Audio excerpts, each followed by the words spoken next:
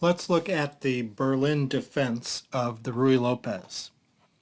So the Ruy Lopez is e4, e5, knight f3, knight c6, bishop b5. Now the main line of the Ruy Lopez runs a6, bishop a4, knight f6.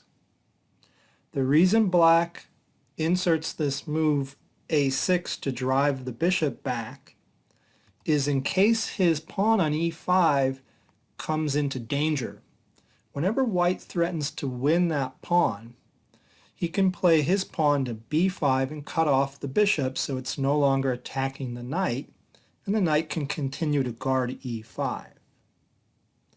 Okay, but in the Berlin defense, black forgoes this move a6 and just plays knight to f6 immediately. And you may wonder why. Why does he do this? Isn't the move a6 useful for the reasons we mentioned? Well, yes, but there are a couple of reasons why black gets some new opportunities here with this move. One reason is in the main line, this knight will capture the pawn on e4 and jump back to d6. From d6, it will be hitting the bishop on b5. It wouldn't be hitting the bishop on b5 if we had driven it back to a4 first. So it's going to gain a tempo on this bishop. So black tries to take advantage of the bishop being on this square. Another reason I can think of to not play a6 is in case you don't want to face the exchange variation of the Ruy Lopez. The exchange variation runs a6, bishop takes c6, and then d takes c6, and it goes from there. If you play knight f6, this kind of dissuades white from playing the exchange variation because you get the same position, but black has the more useful move knight f6 rather than the kind of useless move a6 in that variation. So there are some reasons why the Berlin is played. Okay, so let's review. The Berlin is e4, e5, knight f3, knight c6, bishop b5 is the Ruy Lopez, and knight f6 right away is the Berlin defense. So let's talk about what white's fourth move options are in this position. So black is attacking the pawn on e4. So white could guard it. One way to guard it is to play knight to c3. But this is known as the four knights opening. We just transposed into the Spanish variation of it. So it's not really part of the Ruy Lopez complex. So we're not going to study that move. Another way to guard e4 is to play d3, which sometimes white players don't want to play because they'd rather play c3 and d4 in the Ruy Lopez. The move d3, however, introduces us to a slower, more positional maneuvering kind of game, and it takes away black's mainline option of capturing on e4 and dropping back to d6, and for that reason it's sometimes known as the anti-Berlin defense, and it's a fine way to play. Another way to guard e4, which looks a little radical to me, is queen to e2. There are a lot of games in the database with queen to e2, although it is not nearly as popular as other moves. It looks a little strange because, for one thing, white might want to push this pawn to d4 eventually, and there will be no queen on d1 to support it. Also, you might just not want to commit your queen too early in the game. And you might rather castle and place a rook on e1, and maybe it's the rook's job to be guarding that pawn. So we're not going to look at that very rare move either. Another option for white is to ignore that pawn for the time being and castle, and this is the main line, and white will get counterplayed down the e file. So to review, you can guard that pawn in three ways: knight to c3, d3, queen to e2, or you can ignore it by castling like this. All right, so those are the four major moves in this position. All right, so let's begin with the main line. All right, we're going to review e4, e5, knight f3, knight c6, bishop b5, knight f6 is the Berlin variation. Castles is the main line. Black typically plays in an open fashion and captures this pawn on e4. Then one way to respond in this position is to place your rook on e1 and get your counterplay down the e-file. Okay. After rook to e1, it's advisable to retreat the knight to d6. You don't want to keep the knight there and protect it with d5 because white gets a lot of play against that pinned knight on c6, and we can drive that knight away from e4 as well. So it's a better position for white after d5. So black is advised to retreat. Notice he just hit the bishop on b5 here. However, white ignores that for just a move and plays knight takes e5. The point of ignoring it is it's a poisoned piece. Black cannot take it because of the move knight takes c6, check from the rook. And the queen will be lost either on d8 or on e7. So white leaves the bishop there for a moment and recaptures his pawn, opening up the e-file for the rook. Play typically continues with bishop to e7 to block the rook, so we don't have a discovery check with the knight. And now the bishop is under attack on b5, so white typically retreats it. He doesn't want to put it on c4 where it will be traded for black's knight on d6. He doesn't want to block his d-pawn. He doesn't want to block his rook, so he typically puts it all the way back on f1.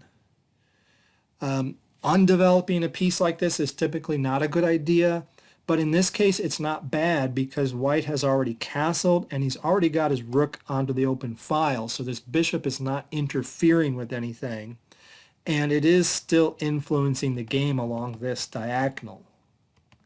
So it's a fine move. It's typically what's played. Then black exchanged knights here, draws the rook out, kind of awkwardly placed in the center of the board in the middle game here. Black castles to release the pin. White expands in the center, opens up the diagonal, starts to develop. And then black will typically play bishop to f6, a good square for the bishop, better than it was on e7, hitting the rook, which typically drops all the way back to e1. Although there are a few games where, strangely enough, the rook is placed on e2. Okay, so he puts it all the way back on e1. So we'll stop this line right here and take a look at the position. You might say white has a slight edge because this knight on d6 is blocking the d-pawn, and white has this strong central pawn.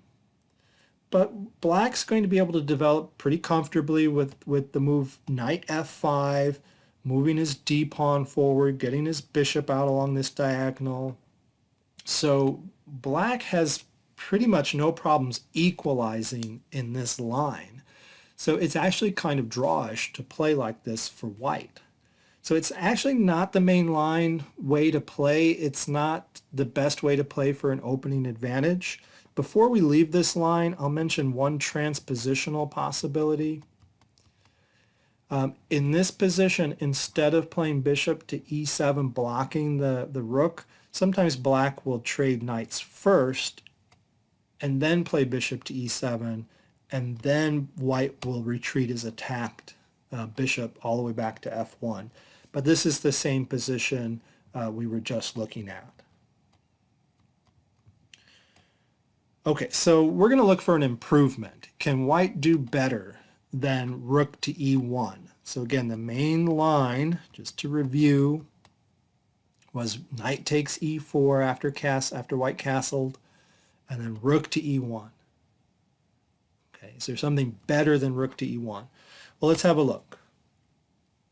Okay, so e4, e5, knight f3, knight c6, bishop b5. The Berlin is knight f6. Castles, knight takes e4, and instead of rook to e1, White tries to improve with the move d4. Okay, trying to open the e file here with a trade of pawns. The black king is not castled yet. The white king has safely castled, so white wants to open up the position. He's going to place his rook on e1. He would like an open file. Now, after d4, the typical move by black is to retreat the knight to d6 and hit that bishop again. But I will mention another possibility. What if black takes the pawn on d4 and tries to remain a pawn up in his position? Right now he's up 2 pawns, but white's going to get this pawn back. So can black remain a pawn up? Has white gambited a pawn? Is this okay for white? Well, after e takes d4, white has rook to e1, pinning the knight. It must be guarded with d5.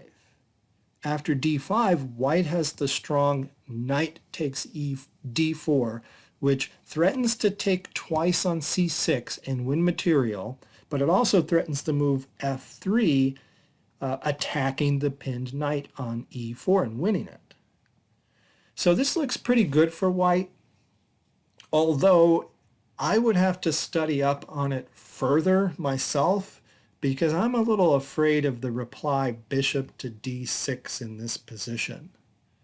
Okay, after bishop to d6, I noticed the engine gives this position about a +1 in white's advantage. But black gets a lot of counterplay here on the king side with his queen and dark squared bishop, and even this knight might lend a hand. So this position can be a little dangerous and it's worth studying. However, you may be studying for nothing because almost nobody will play e takes d4 in this position. So the main line runs, as I said, knight to d6, okay, which hits the bishop on b5.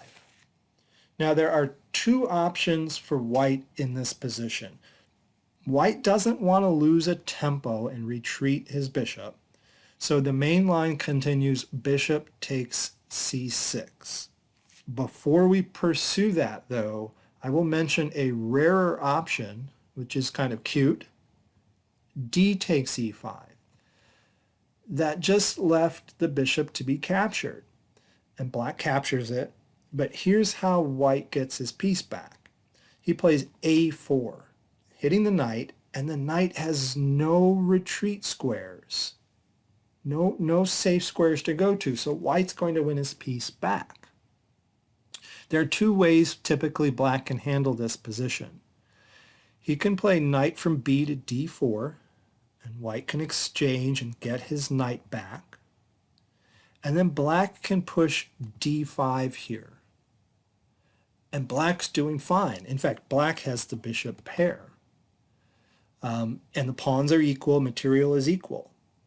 So the position is pretty close to equal, and that's why white doesn't usually go down this line at all. Another way for black to give back his piece after a4 is to play d6 and allow this knight to be captured, and then to play knight takes e5. And so here, black remains up a pawn, actually. So black has this option. He can remain up a pawn. But white can continue with knight takes e5, d takes e5, queens get traded, and white's drawn the king over to the d8 square, making it hard for black to develop his rooks and connect them. So it's about an equal position, but I think I would actually favor black slightly here because of the bishop pair. Okay, so either way, white doesn't normally go for this cute little line here, leaving the bishop to be taken. So instead, he captures this knight on c6. Okay, and black has to recapture, and it's not advisable to recapture with the b pawn, getting an isolated a pawn and having more pawn islands. Black always recaptures with the d pawn, having fewer pawn islands, opening up the file for the queen, opening up the diagonal for the bishop. That's a better move. White continues with d takes e5, threatening the knight, which moves away to f5, and then white trades queens again. So let's stop the main line here and take stock of the position. Black has the bishop pair, which is good. Black has a strongly posted knight on f5, which is good. But black's king's in the center of the board, and he's going to have to spend a few moves to get his rooks active. So that's not so good. Also, black does have doubled pawns over here. The significance of that is it's very hard for black's queenside majority to attain a passed pawn. This 4-on-3 majority is difficult to mobilize into a passed pawn. Whereas in an endgame, white's kingside majority is very easy to generate a passed pawn. These are healthier pawns. So that's a downside. Okay. What about white's side of the board? What has he got going for him or against him? Well, his king is safely castled. He's going to develop in a healthy way. His pawn structure is very healthy, but he doesn't have the bishop pair, and he'd rather not have this pawn on e5, actually. It'd be better if it were back on e3 or e4. On e5, it's never going to be able to influence this important f5 square, which black is utilizing right now. Also on e5, it's going to block his dark squared bishop and make the bishop somewhat bad. Okay, so there are pluses and minuses. The position is about balanced, and grandmasters tend to draw this a lot. Okay, this particular variation that leads to this endgame position or queenless middle game position is known as the Berlin Wall, or the Berlin Wall variation of this Berlin defense. And it's called that, I think, because this was first played at a high level in the year 2000 by Vladimir Kramnik against Kasparov for the World Championship. And Kramnik was very successful with this line of the Berlin defense. Kasparov was unable to crack it. He couldn't win a single game against Kramnik's Berlin. So it's hard to crack, and so it's called the Berlin Wall variation. Okay, so to review it, here's the Ruy Lopez. There is the Berlin defense. Castles is the main line. Black takes and opens up the position, and instead of playing rook to e1, white tries to improve with d4. Okay, and that's going to open up the e file. Black retreats and attacks the bishop, which typically exchanges itself for the knight on c6, although we do have that cute option of d takes e5 there. And then black recaptures with a d-pawn, and we capture on e5 and go into this, I'll call it a queenless middle game. And I'll point out just a couple of plans black might have in this position. We won't go down the theory any further, but what can black do in this position? Well, what Kramnik sometimes does, or sometimes did in that championship match, was he, after getting this bishop out, he moved his b pawn to b6 and tucked his king back here on b7, and even pushed this pawn to c6 and put his bishop on, push that pawn to c5 and put his bishop on c6. That's one plan you can do with your king, is try to tuck it back over here. Another plan is you can just move it back to e8, where it can remain safe in the middle of the board, so you can utilize the d8 square for your rook. And you can get the other rook into play by pushing the h pawn. Okay, another plan by black, sometimes black retreats this knight to e7 and then maneuvers it over to g6 to attack the pawn on e5. And then that frees the diagonal for the light squared bishop as well, so the knight's not sitting there in its way. So that's another thing you can do as black. White's going to get this bishop developed. Sometimes he develops it to g5 with check. Sometimes he puts it on f4 to guard his pawn and relieve his f3 knight from guarding it. The rooks will develop naturally to the center of the board. This knight will come out to c3, probably on this move right here. White will play knight to c3. So it's best to just study Grandmaster games if you're interested in this line from either position. Okay, so that's the main line with castles. So let's move on to the anti-Berlin. Okay, so again, here is the Ruy Lopez, and knight to f6 immediately is the Berlin defense, and white can play this anti-Berlin move, d3. Okay, after d3, black typically wants to get his bishop outside of the pawn chain. So he plays bishop to c5, hitting this square, this nice diagonal. Then after that, white can play various moves like castles is a normal move. c3 is a normal move in this position. But what white does not want to do is try to win this e5 pawn, which is tempting.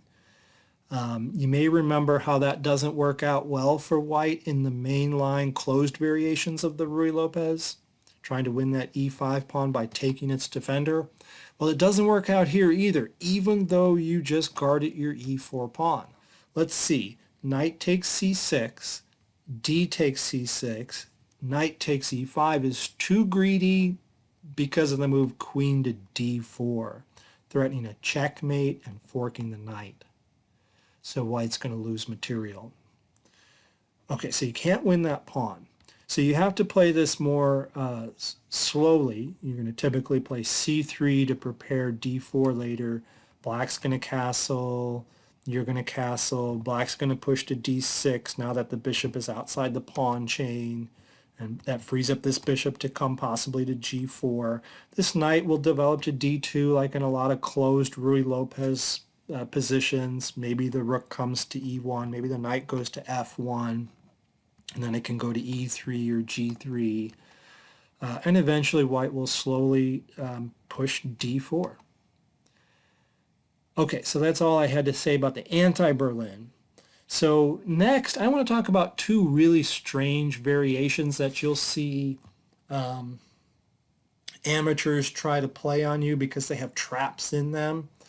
And it's good to know about these traps. Let's talk about, first of all, something called the fishing pole variation.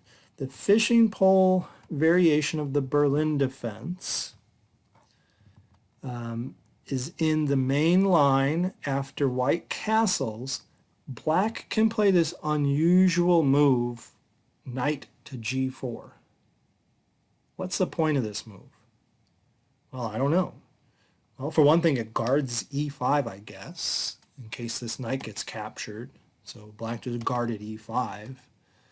But another reason for moving knight to g4 is it's just plain annoying. And here's why it's annoying. If you try to get rid of it with h3, black is going to play h5. You've probably seen similar tactics in other openings. Sometimes this happens with a bishop on g4 instead of a knight on g4, like in the exchange variation of the Ruy Lopez. So here's the point. White should not take that knight. It leads to a terrible position for white. White should just play something like c3 and then just play around that knight. Leave it there, move your other pieces, develop nicely, and just leave that knight there on g4 until maybe eventually this rook gets out of the way and you stop any possible mating threats, and then you might be threatening to take it later on.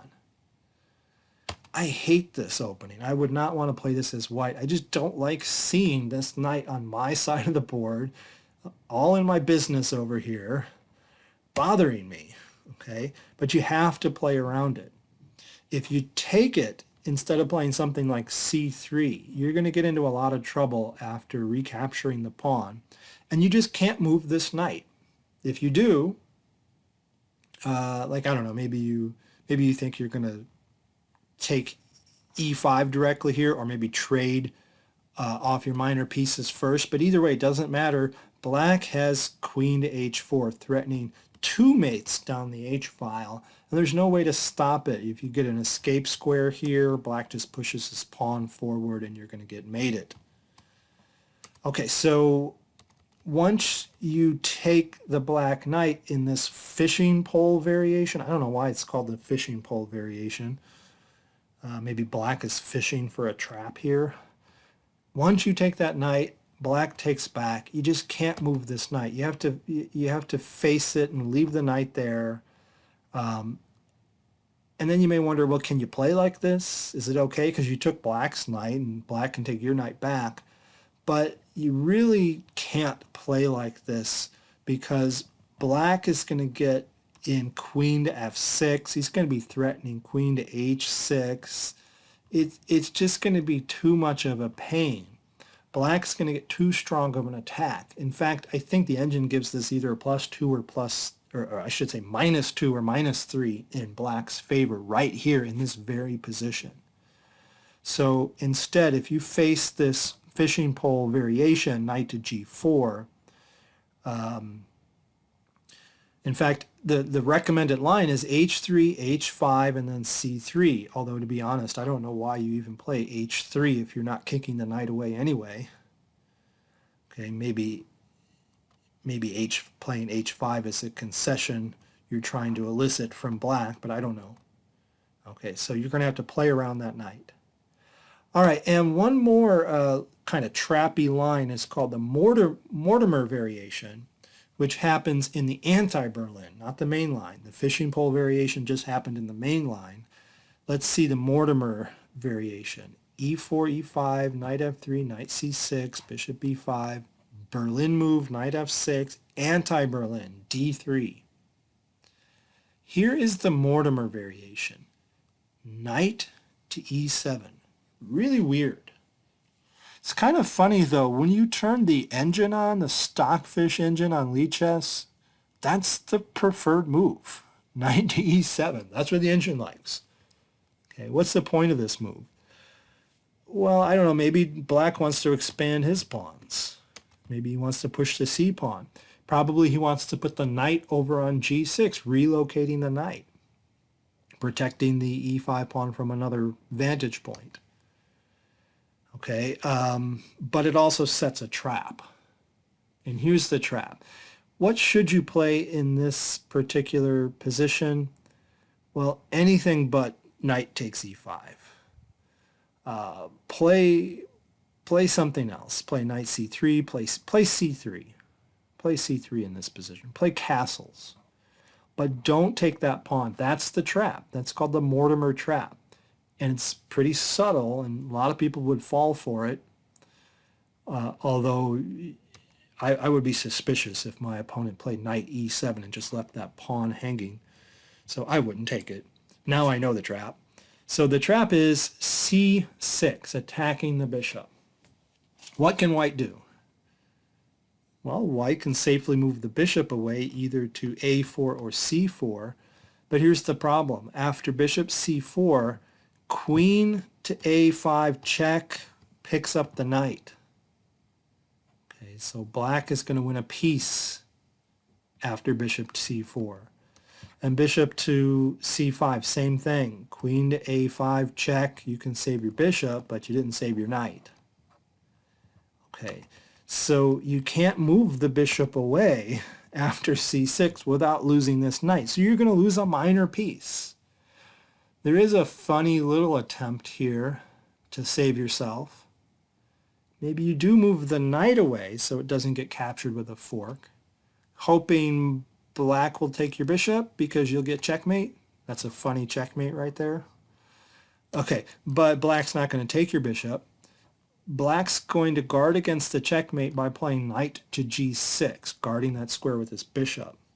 Then you think, okay, I just moved my knight away, so now I have time to save my bishop. But you don't, because now you have this fork.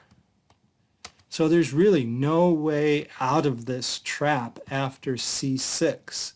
In fact, the best move here is knight takes f7, and at least you get a couple of pawns for your minor piece. And you might press and keep playing the game here, but it's better for black.